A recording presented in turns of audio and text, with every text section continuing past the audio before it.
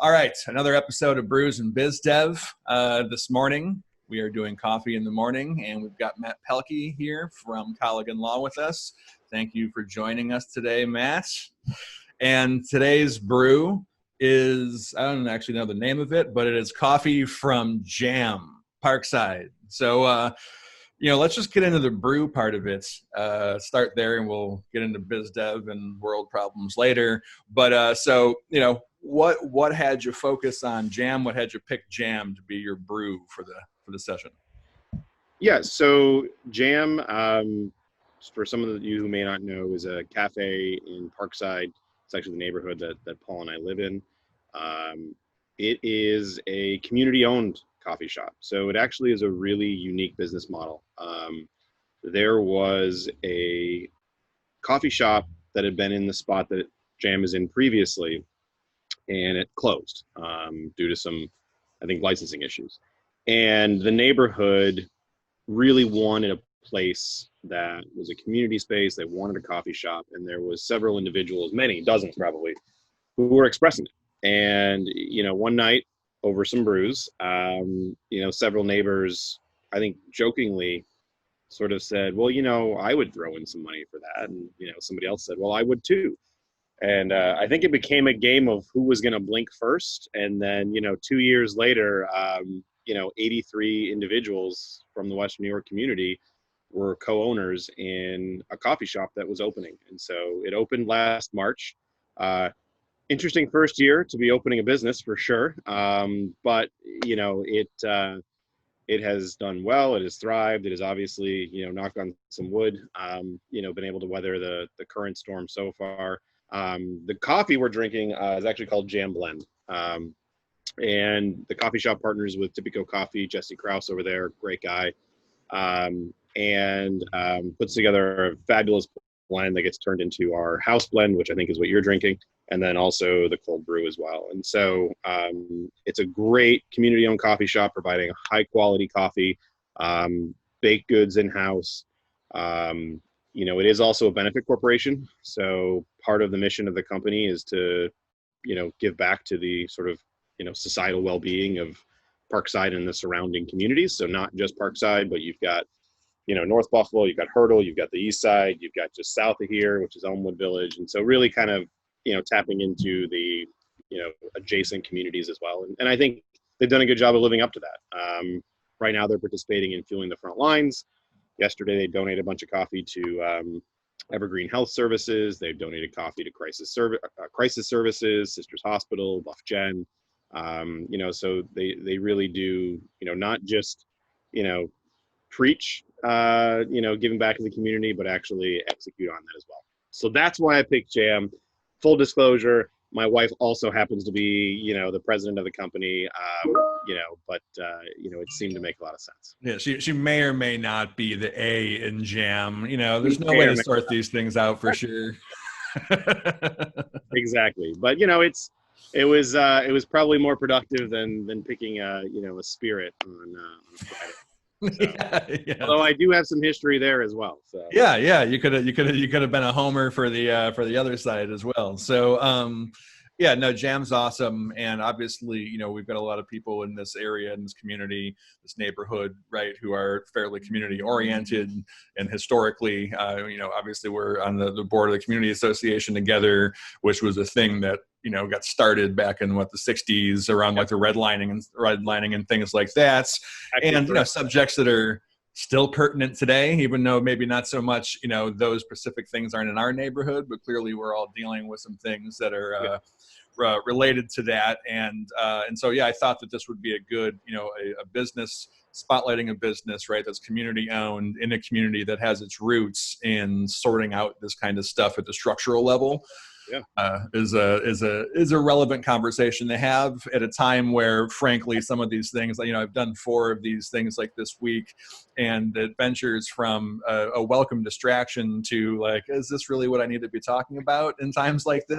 Right? I mean, and I'll tell you, it's been really tough to focus this week on business, right? And I think that that's not wrong, right? I mean, in a lot of ways, it's there's so much going on right now that it can feel very immaterial to think about, okay, can I put together a blog post today on, crowdfunding and securities regulations? Like, who cares, right? Like, like, I mean, but right, but it's both, right? I think it's a little bit of a distraction for me on what's going on, but it's also, I think it's also an opportunity to be realistic about some of these things, right? We're facing incredible challenges right now, and I think it's pretty safe to say that those are impacting everyone. And I think perhaps for one of the few times in our history, right? This is impacting every race, every gender, every age group, every demographic.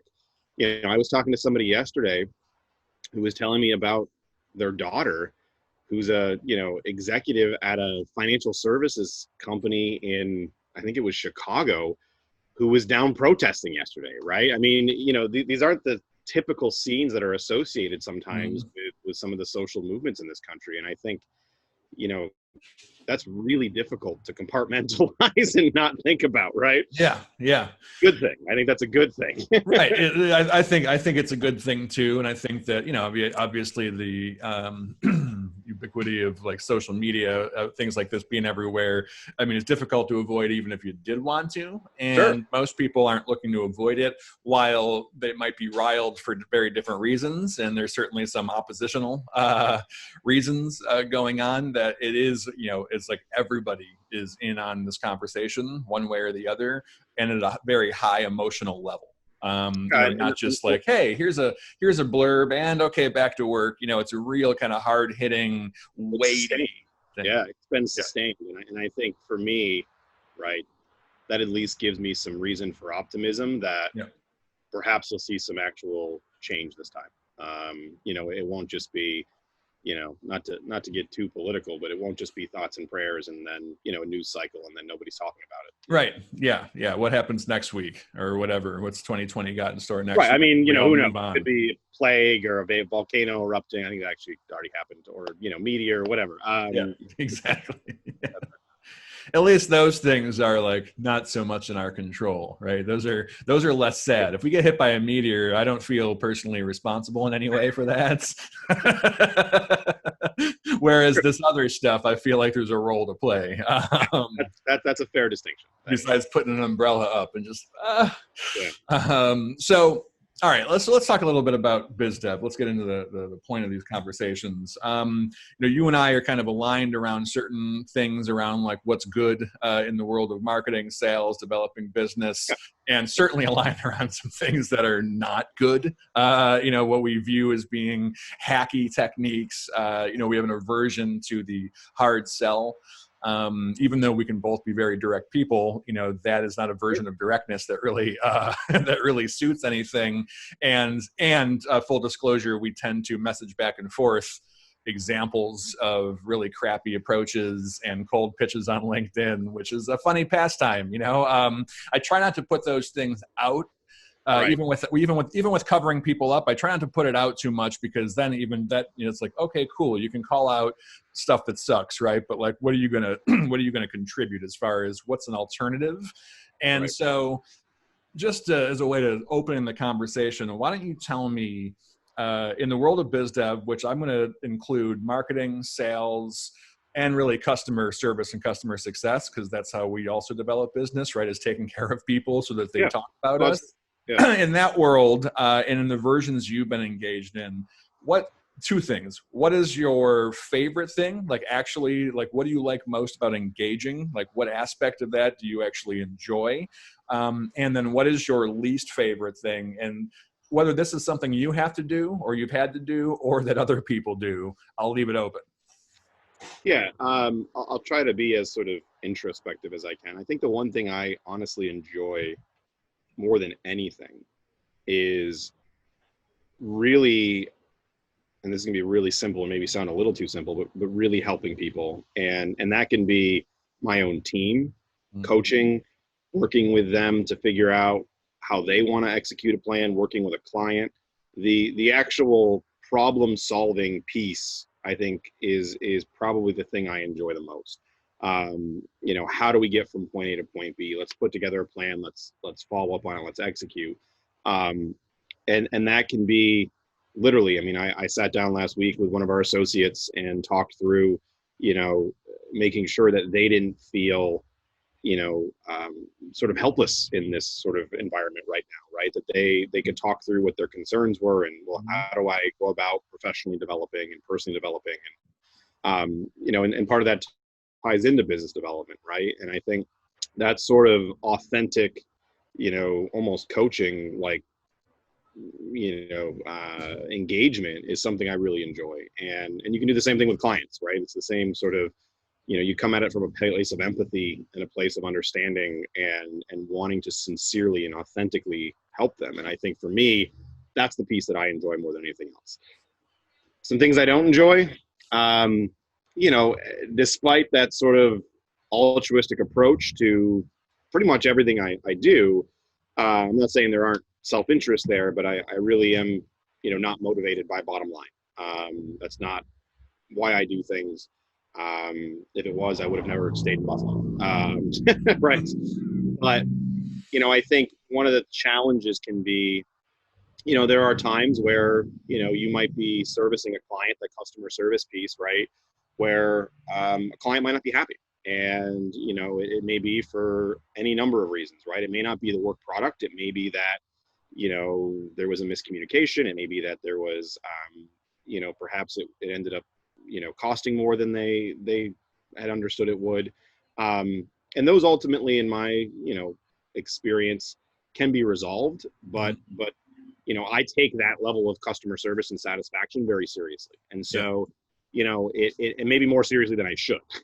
But, you know, if a client, and it doesn't happen often, but if a client isn't happy, you know, I'm not satisfied. And, you know, I will certainly go above and beyond to try and make that situation right.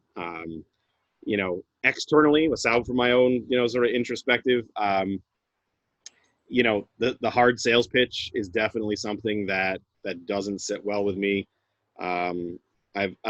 It's also funny, not to go too much on a tangent, but I've realized the older I get, the more difficult I find it, and well, it's somewhat moved recently, but the more difficult I find it to go to sort of physical networking events. You know, it's almost a visceral reaction, right? To wanting, you know, and that wasn't like that when I first started out. Right? I was going to like every networking event. Yeah. And I think after you hit a certain threshold, like something in you breaks and it can't be fixed. Right. Yeah. And I much more prefer, you know, one-on-one, authentic, you know, sort of relationship building, and not the guy who's like, you know, handing out business left and right. Right. Yeah. No, Yeah. You got 15 minutes. Hey, let me tell you about what I do. Like, yeah, no, awesome. Sounds great. Yeah, no, I can certainly relate to that, because I also have done a fair amount of networking, you know, live room, glad handing, everyone's pitching each other kind of stuff. And of course, in Buffalo, we've been lucky enough recently where we've, you know, some groups have been created, and I'm thinking of that startup community and the open coffee clubs and things, where it's very intentionally geared away from that. And it's no surprise that those rooms can easily fill with people, despite there being no registration, really not a lot of promotion, like anything, because it's such a welcome change from the hacky room full of, here's where I get in trouble on these kinds of things, rooms full of financial advisors and insurance guys saying the same shit, and with no self-awareness, the kind of self-awareness that means you're aware of other people existing. Right. 100%, and your impact. Right? Yeah. I agree. It's been a joke I've been saying for a long time. I have no idea how there are so many financial advisors in a city that doesn't have a lot of money. Like how many money people there are in a city with a lot of money, at least money flowing. If I don't get at least one cold call or message, you know, from somebody in that service, you know, a week, then, you know, I'm getting it once a day, right? Yeah, exactly. So maybe this is a useful thing we can come up with for, I don't know why any FA or anyone like that would be watching my stuff, because I bag on them too much. But and certainly not the ones. Some of them are my friends. I know some. I know a few that I like and enjoy and all that kind of stuff. But, you know, and I think they're aware of this, right, too. It's like they don't play it this way either, the way I'm talking about. Yeah, I think that's except for when you're new in the system and you're new in that churn system, and the organizations want you to use bad techniques because they don't care if you piss off everyone and churn through your family and friends, because they know that afterwards, if you're not good, you'll leave, and then they'll bring in the next person who they'll set on that path. So I don't blame them necessarily just by themselves, because you get a job somewhere and you do what you're told. Yeah. Well, some people do that. That's never been my strong suit, but some people operate that way. And what I guess maybe an interesting take on this would be, you and I are getting pitched, right? And then we share them and have fun with it. But for the people who have latitude, it's for the people who have a choice in, like, they get a job. We all need to make money, especially these days. People are a little strapped. So not only do they have a job, but they really do need to produce for their own reasons. Sure. And they're set up with bad techniques. But if you have latitude, so you don't have to do this, hey, here's what they told me to do on LinkedIn, now I have to do this and destroy all my relationships. What can people do, right? Because people like you and I, when we're getting hit with this stuff, if we don't respond directly, pseudo-constructively, we just don't respond at all, which is what's happening mostly, right? Most people just won't respond and won't say, hey, man, you should try something else. But what is the try something else? What can people do to create relationships, to develop business, being in a business like that, where you're a commodity, and you're one in a million, even in Buffalo, New York, you're like, you're one in a million. What do we think that people could do to actually reach folks like us and build relationships and stand a chance of getting business? Well, and I think you hit the nail on the head there, right? It's about building those relationships. And you don't build a relationship by framing the conversation from the start, in a way that is repulsive to the person on the other side. I think, and we've seen this, and I've actually been encouraged to see this the last few months, right? You have to be aware of not only yourself, but of the person you're talking to. And even if you don't know all their facts and circumstances, there's enough anecdotal, that evidence existing that you should be able to at least have some kind of general awareness of the struggles people are going through. And so I think, that sort of caveat aside, I think the thing that's worked well for people, certainly for myself, I think for other people that I've observed, is really taking this mentality of giving first. And that's not, I think the essence there is give your time, give advice, give mentoring that's authentic, that's timely, that's relevant, that's useful, right? Don't do it for the reason of receiving a return, because I think if you're taking it in an insincere way, people are going to know that, right?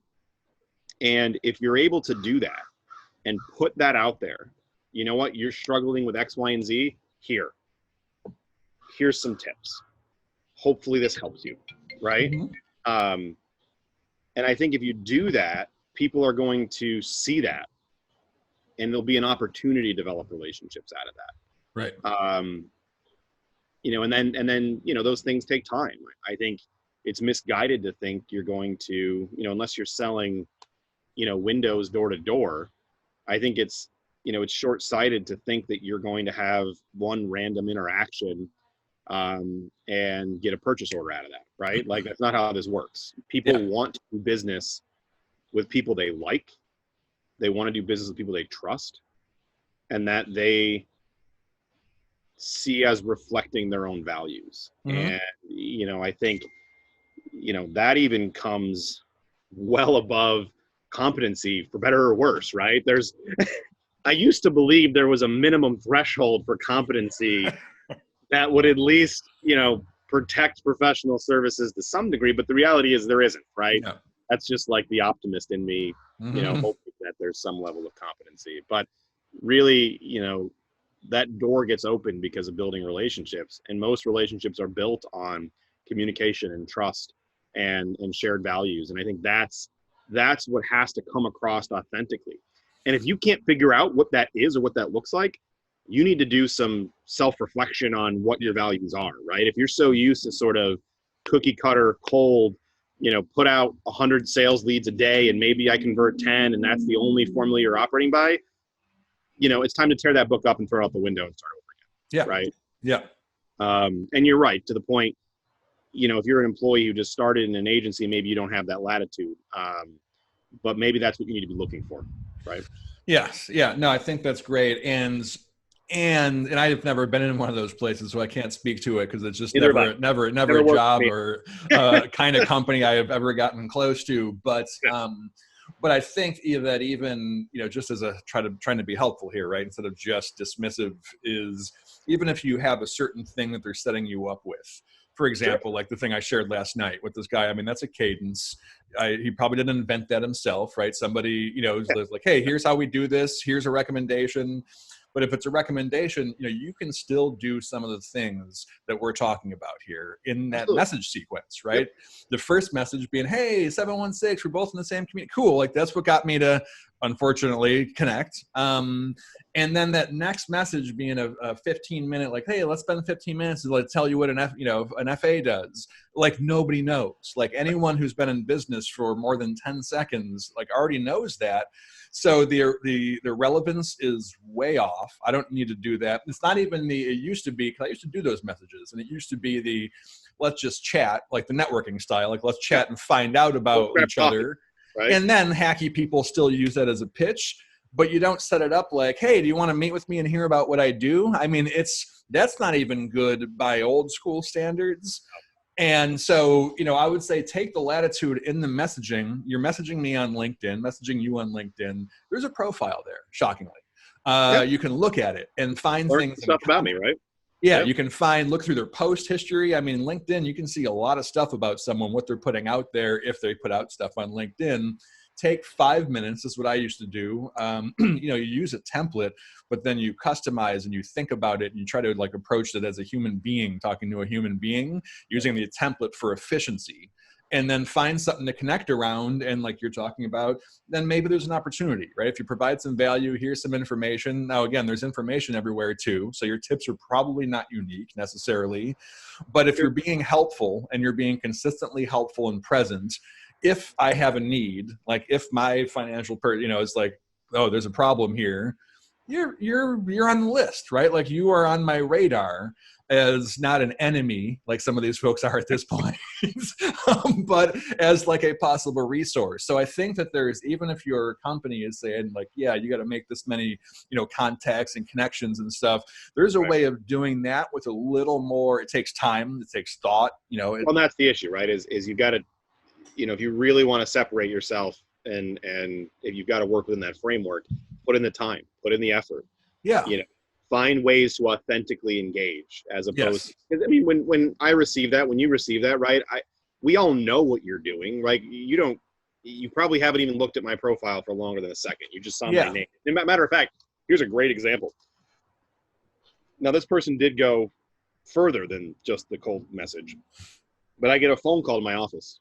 I don't know, last week sometime. Yeah, it would have been because it was around my birthday, week before last. And guy calls me and he says, hey, and it's in the FA space. I just wanted to call. I know that, Monday's your birthday. I just wanted to call and say happy birthday. And I was like, thanks. My birthday's Sunday. Right. So like, he tried, and I'll give him credit for trying, but like, again, this comes down to that authentic, spend some time, really try and be engaged. And that one definitely did not execute. Yeah. If your info is wrong, adding info isn't going to help. Thanks. That's not my name. That's not my birthday. You're calling me on my home number. What is going on? So yeah, I think there's tweaking if you care enough and know enough. And granted, some folks are young enough where like they don't have the breadth of experience to see that, oh, this is what people in my industry have been saying for 30 years and nobody cares anymore. Because I know, insurance guys who have been in there the whole time, right? They're of that age, still doing the same techniques. You know what? You don't, and I think this is where sometimes people make mistakes, right? You don't have to get boxed into that environment for sales. Yeah. Even in how you promote yourself, right? The LinkedIn post that I got the most traction on was an event that I volunteered for. And, I had a couple people actually reach out to me afterwards. the business development is in a lot of ways about developing that relationship, and then about being front of mind. And that front of mind piece doesn't have to be some monumental white paper on, like, it doesn't have to be that, right? It can be as simple as, I helped bring, coffee to frontline COVID workers, right? Yeah. And you can, again, it kind of goes back to that give first mentality. I don't know if that'll ever produce anything. I don't care. That's not why I'm doing it. But in doing that, in being out there and being engaged, you increase the number of touch points, you increase the number of impressions in front of people. And at that point, it's just about being at the right moment at the right time and being prepared, right? It kind of goes back to the old saying, the harder you work, the luckier you get, right? By putting out those touch points and those impressions, can you predict where it's going to come from? No, but odds are, and certainly my own experience is, you do that enough and it will come back to you. Yeah, no doubt. And I think, I don't have numbers to back up this assertion, but I would assert that that kind of a post, that what you're putting out there is actually more impactful, and I'll say revenue wise at the end of the day or end of the year, or whatever you want to call, than that white paper. Because in the world of marketing also, like, fuck a white paper. I mean, like, it's, speaking of things that nobody, really actually ever even reads, they get it. And then you end up with like leads, it's a lead gen technique that is so dead that, like, no, nobody cares. They probably, if they trust you and like you, right, and they see that you're a good person and share values like we're talking about, when they have a question, they're going to ask you. They're still not going to sit down as a busy business owner or whoever our clientele is and, I'm going to spend half an hour reading this white paper that I also understand as part of a sales funnel. Like, it's, I used to read those things because I'm an info junkie, right? Like, I'll just soak it up and then pull one thing out. But most people don't have the time, hell, even I don't anymore, to do that much of that.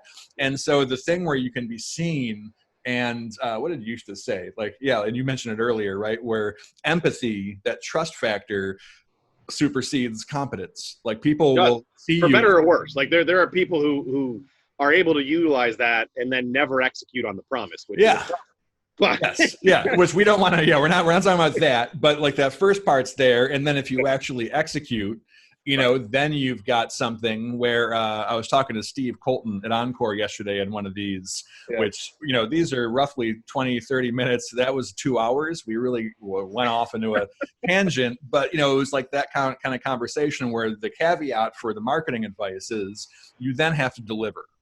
Yes, right, because it's a continuum. That's why I wanted this to be BizDev, because it's marketing through sales, through customer care and success. 100%. And if you drop the ball anywhere, then even if you were earnest in what you were saying in the beginning, it will blow back on you. So you definitely have to, be competent, or whoever your team is has to be competent.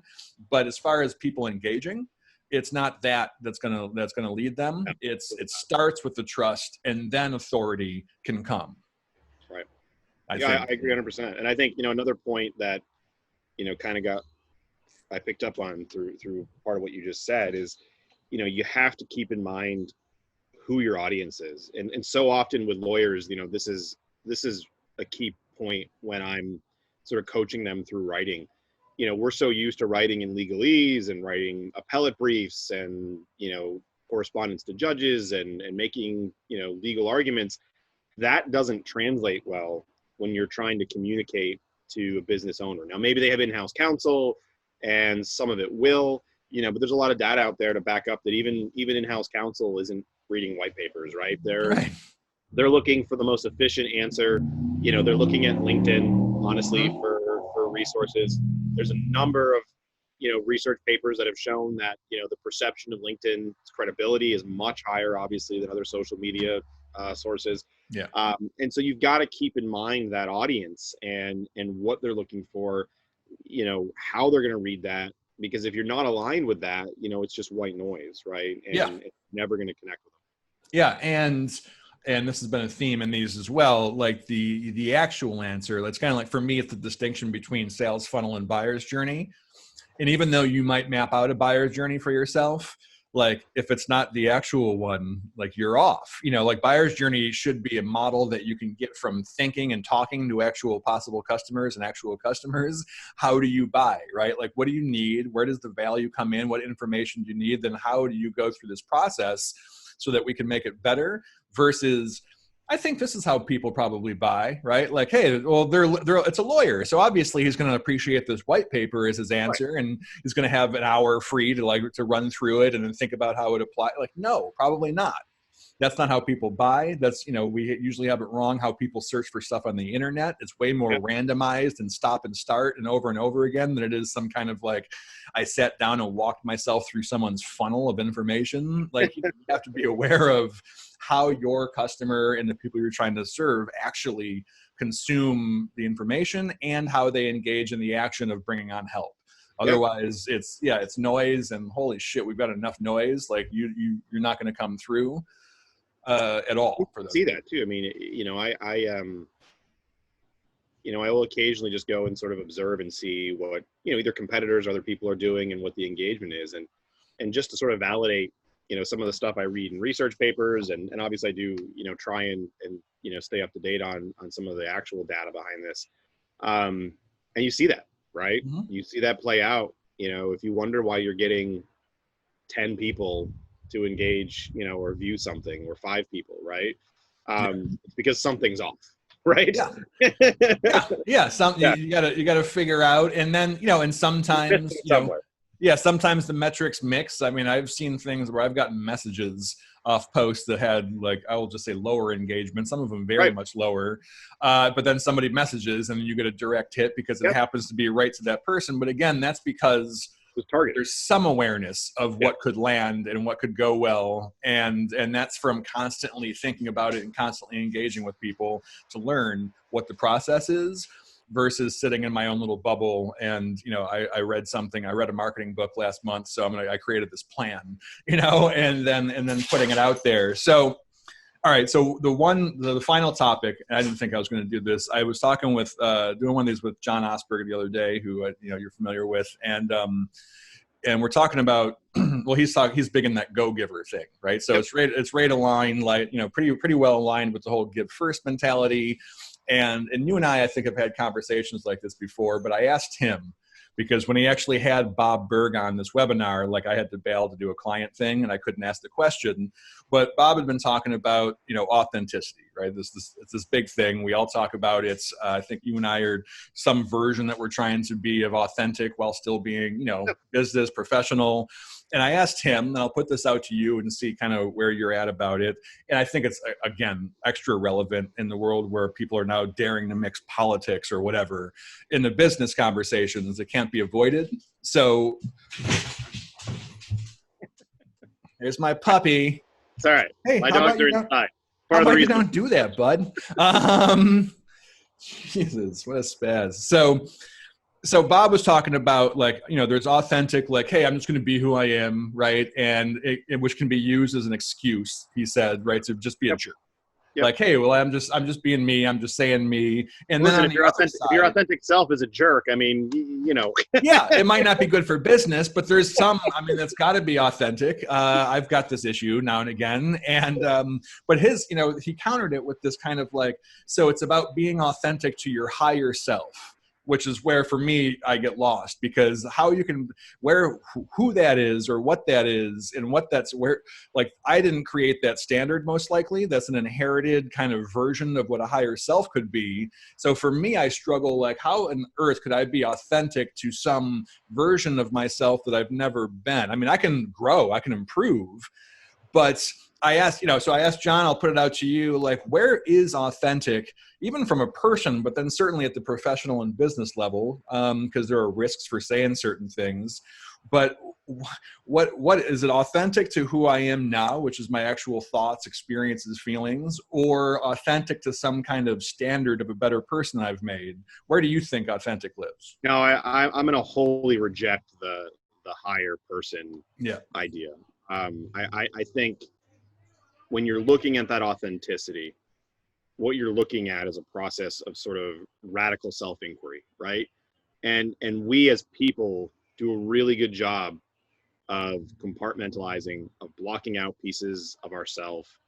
And I think there's a lot of value in growth. And I'm not saying there's some higher level person. It's that's not how you should think about this. It's really figuring out who you are, why you value the things you do, why you maybe act the way you do, what are the ghosts in the machine, right? And trying to figure those things out. Mm-hmm. And then I think once you at least begin to start understanding who you are, right? Maybe that's your higher level, but that may not be higher, right? It may, right? I think it's misguided to sort of characterize that as a inherently, benevolent situation to be in, right? But I think, understanding that, owning who you are, being authentic, and then allowing yourself to even be vulnerable about that. I think that's where you really start becoming authentic, not only with yourself, but externally. And there's a great book on this, Reboot by Jerry Colonna. And it sort of talks about this idea of sort of radical self-inquiry. Okay, this upsets me. Why, right? Just sort of spend a lot of time reflecting on yourself and why you act the way you do, and really trying to drill down on those issues. And for me, I've spent the last almost a year working with a coach and really going through that process. And I think people see that, right? Your team will see that. If you're working with a team, the power that being an authentic leader can be on your team, I can't say enough, right? I mean, I think they appreciate it, they respect it, it motivates people, they become invested in it. And if you can sort of teach that, to other people, I think it pays huge dividends from a business perspective. I think it can be contrary to what people think business should be and business ought to be. But I honestly think that, those models are antiquated, right? I mean, I think there's no reason business can't align with personal and societal values. It should, right? I mean, right? It's an activity of people, right? Right. It should. I mean, if you want something that's sustainable, right? These are the conversations that need to happen. And I think, that's not a process where you can flip a switch and oh, hey, I read this book, check, I'm done, right? No, I mean, it takes time. It takes learning about yourself and then being comfortable with that. Yeah. Enough to be open and talk about it, right? Mm-hmm. Talk about your background, your challenges, your struggles. There's the good thing is, most of our growth as humans comes from challenging, difficult experiences. And, I think being open about that and talking about what we learn from those experiences is important, because if you don't learn from those experiences, right, that's where there's problems. If you go through those challenges and you just suppress it and learn nothing, you're really not growing as a human. And then you do that enough times over and over again, that's where you actually get into a problem of not being authentic, right? You sort of just become this, empty suit of a human, right? And I think, we're living in a time where there's so much content, where there is access to so many different types of media that I think we almost hunger for that authenticity, right? That connection with people on a real level. And, I think if you can find that, and that's different for every person. I think people tend to appreciate it. And I think, you can touch on controversial political issues.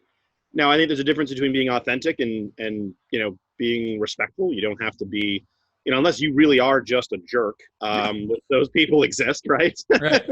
I'm, it's funny, I'm not one that shies away from political discourse, as you know. And so, but I always do try and at least keep it, in a respectful manner. And, while I do inject some humor from time to time, I usually at least try to keep that humor somewhat appropriate. But I think trying to be anything other than that right now just rings incredibly hollow and incredibly tone deaf.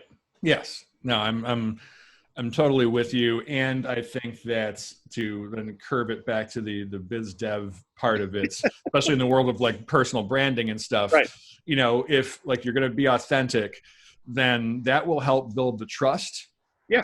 It 100%. may not help build the like that's how you actually sort and screen, you know, especially if like you're someone who does your work on your own, like you're going to not only develop the business, but you might deliver it like we both do in some instances, right? Not all, but in some instances we're both the conduit in and the person delivering. And so let people screen on like, right? Because if we don't have the same values or, you know, the personality different or whatever it is, like, cool, then it's probably going to be easier for you to work with, you know, other person over here because none of us are doing a job that no one else is doing. Right. But at least it's you avoid all that hassle and you avoid having to change your voice to get people to like you, which is cannot be authentic, right? Right. Having 100%. people trust you because you're telling the truth is one thing. Having people like you and trying to talk in their voice and changing your voice all the time, unless you're a sociopath or some kind of robot, you know, will have emotional damage, right? That will wear you down. 100%. And I'll say, you know, people often think that, well, you know, you're closing so many doors by doing that. And I actually have to push back on that a little bit. My own personal experience has been, you know, I have plenty of clients who, you know, I don't agree with, you know, philosophically on some things, and I don't hide that. You know, and frankly, we have open conversations about it. And you know, some of them even work with me specifically because of that, right? Mm-hmm. And so I think, you know, there are, you know, as many cons as there may be, there are many doors that are also being opened. And I think it's short-sighted to think that you can live in this sort of, you know, inauthentic, you know, vanilla whitewash zone of it, you know, with no authenticity. I think that's an antiquated approach. Yeah, well, and you're not going to get in all the doors anyway. So, I mean, that even harkens back to the old, like, people don't want to do targeted marketing because they don't want to, like, leave out someone. It's like, no, this is how you actually find someone. And then maybe other people come in, but you don't need all the doors. You only need a few of those doors to be open. And let the rest of them be closed. I'll lock some of them, for God's sakes. Fair point. Fair point. All right, cool. Well, I guess we'll wrap. We'll keep this short of 2 hours. I've been marathoning on these. But is there anything else you want to throw out there to our billions and billions of viewers for this before we close it down? Billions and billions of viewers. No, I think, you know, listen, I think we hit on some great topics. You know, really, I think a key piece of business development, and really I say that in the broadest sense, you know, really fundamentally requires you to have that introspective approach and really figure out, you know, in an authentic way who you are. And I think, you know, starting there, you know, you're going to have a lot more success than, you know, just trying to check some boxes. Nice. Yeah. Find out who you are and then find out who the person you want to talk to is too. And you got 2 steps into having a good approach. Awesome. Well, here's the jam. Matt, thanks for coming out. Mostly empty, but cheers. Here we go. Exactly. All right. Have a good one. Talk soon. You, Paul. Take care. Yeah.